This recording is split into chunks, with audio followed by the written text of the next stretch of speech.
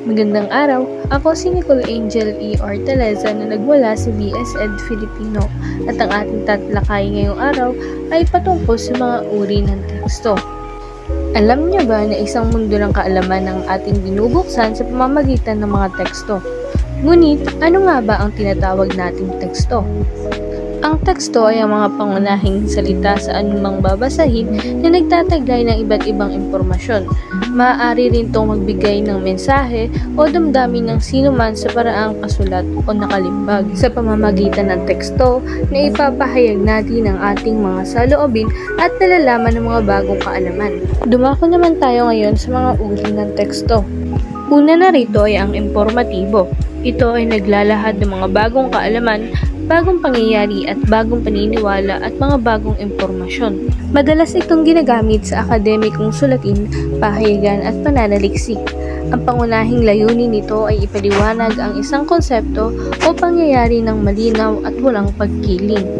Ilan sa mga halimbawa nito ay ang mga pahayagan, balita, magazine at encyclopedia. May katangian naman itong may malinaw na estruktura, gumagamit ng tiyak na datos at impormasyon at walang kinikilingan o bias. Ang sumunod naman ay ang deskriptibong teksto. Ang tekstong deskriptibo ay isang pagpapahayag ng mga impresyon at kakintalang likha ng pandama. Naglalayo nitong ipinta sa isipan ng mga mambabasa ang anyo, hugis, kulay, amoy, lasa, tunog o damdamin ng isang tao, bagay, lugar o pangyayari. Gumagamit ito ng masining na paglalarawan upang maramdaman ng mambabasa ang inilalarawan. Halimbawa na lamang nito ay ang paglalarawan ng isang magandang tanawin sa isang sanaysay. May mga katangian itong gumagamit ng masining na wika at matatalinhagang salita. May mga pandama, paningin, pandinig, panlasa at pangamoy.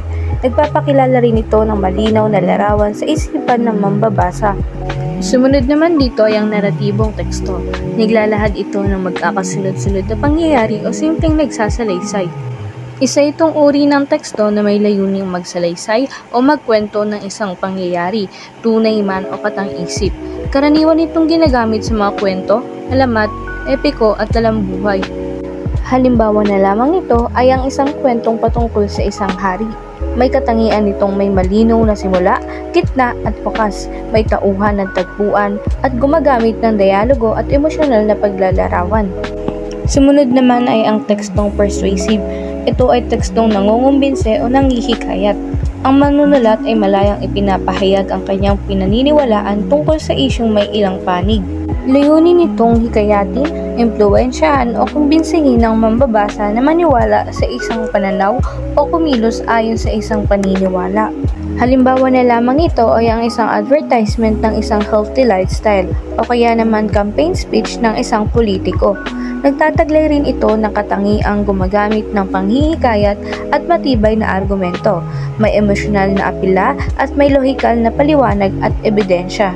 Sumunod naman ay ang tekstong argumentatibo.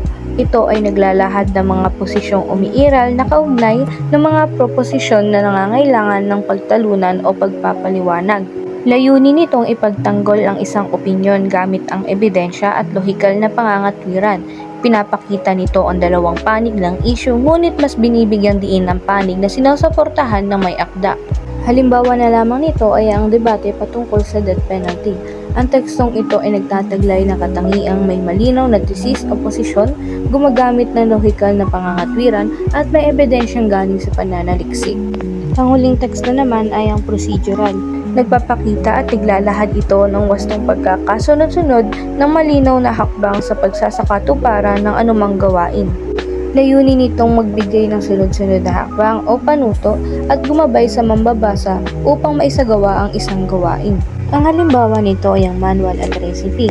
Ang tekstong ito ay may katangian na may malinaw na pagkakasunod-sunod, gumagamit ng mga pandiwa sa kawatas at may tiyak na layunin at gamit. Ngayon, alam mo na ang iba't ibang uri ng teksto. Lahat ng ito ay may mahalagang papel sa ating pang-araw-araw na buhay. Kaya sa susunod na magbabasa ka ng isang artikulo, sanaysay o kwento, alamin mo kung anong uri at ano ang layunin nito. Hanggang sa susunod na talakayan, maraming salamat sa pakikinig.